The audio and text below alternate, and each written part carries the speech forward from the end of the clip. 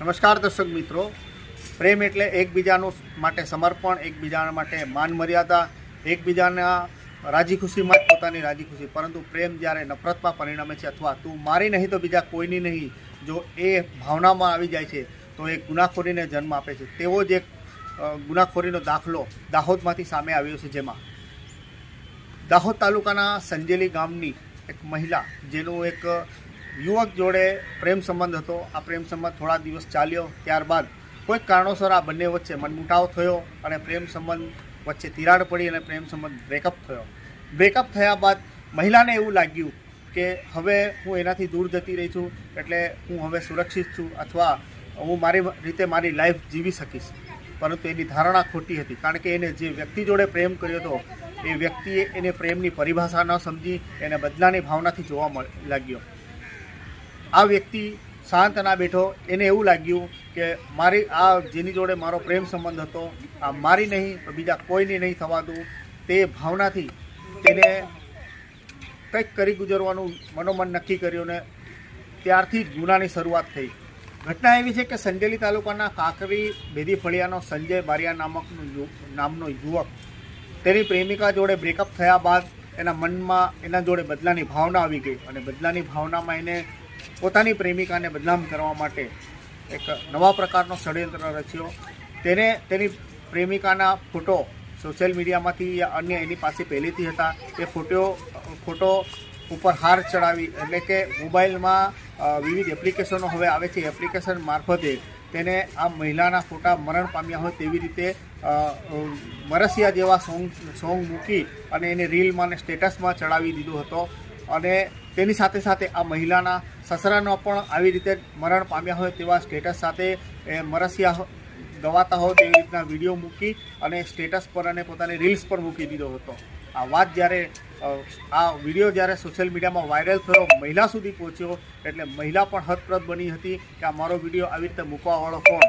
જોકે મહિલા સજાગ હતી, તેને તાત્કાલિક દાહોદ સાયબર ક્રાઇમનો સંપર્ક કર્યો હતો અને દાહોદ સાયબર ક્રાઇમના પીઆઈ દિગ્વિજયસિંહ પઢિયાર દ્વારા મામલાની તહકીકાત કરવામાં આવી. તો એક સંજેલી તાલુકાના જે કાંકરેલી ભેદી ફળિયાનો સંજય બારિયા નામકનો યુવકની લોકેશન આણંદ ખાતેથી આવી રહી હતી ને પોલીસ સાયબર ક્રાઇમની ટીમ આણંદ ખાતે પહોંચી અને આ યુવકને ધરદબોચી લીધો હતો, અટકાયત કરી હતી. ત્યારબાદ એને દાહોદ ખાતે લાવી પૂછપરછ હાથ ધરતા ચોંકાવનારી હકીકતો સામે આવી હતી, જેમાં ઘટના એવી હતી કે આ યુવકનો યુવતી જોડે જે મહિલા જોડે પ્રેમ સંબંધ હતો અને મહિલાના બ્રેકઅપ થયા બાદ તેનાથી રહેવાયું ના, એને એવું વિચાર્યું કે આ મારી પ્રેમિકા મારી નહીં તો બીજા કોઈની નહીં તેવું વિચારી અને તેને બદનામ કરવાના ઈરાદે આ સ્ટેટસ મૂકવાનું ચાલુ કર્યું હતું. દર્શકો, પોલીસના મનમાં પણ એક સવાલ હતો કે મહિલા જોડે આ કથિત પ્રેમીનો પ્રેમ સંબંધ હતો અને પ્રેમ સંબંધ તૂટ્યા બાદ આ મહિલાને બદનામ કરવા માટે આવી રીતે સ્ટેટસ પર વિડીયો અને ફોટા મૂક્યા, પરંતુ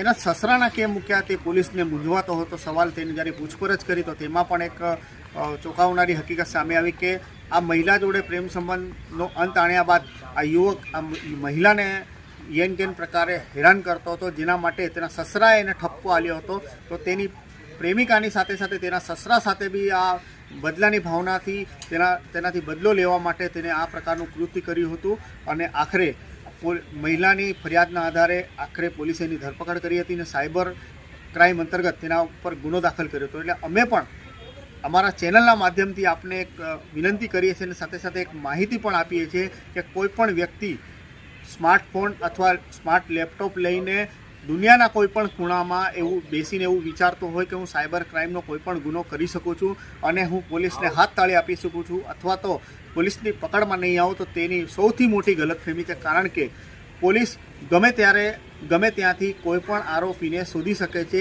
એને ગુનાખોરી કરી હશે તો એ પાતાળમાં પણ છુપાઈ જશે, તો દાહોદ પોલીસ એને શોધી લાવશે. તે આ ઘટના પરથી સાબિત થાય છે. એટલે સોશિયલ મીડિયાનો જમાનો છે, આ ઇન્ટરનેટની આધુનિક દુનિયા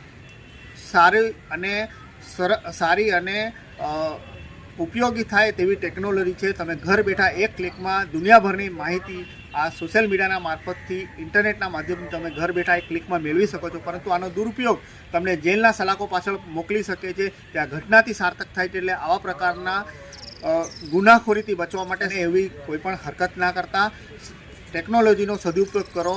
આવું દુરુપયોગ કરશો તો 100% તમને જેલમાં જવાનો વારો આવી શકે છે. હાલ વિડીયોમાં આટલું જ. જો તમે ચેનલ પર નવા હો તો ચેનલને સબસ્ક્રાઇબ જરૂર કરી શકો છો અને બેલ આઇકન દબાવવાનું ભૂલતા નહીં, જેથી કરીને આપણે દાહોદ લાઈવના તમામ નોટિફિકેશનો સમયસર મળતા રહે. ધન્યવાદ.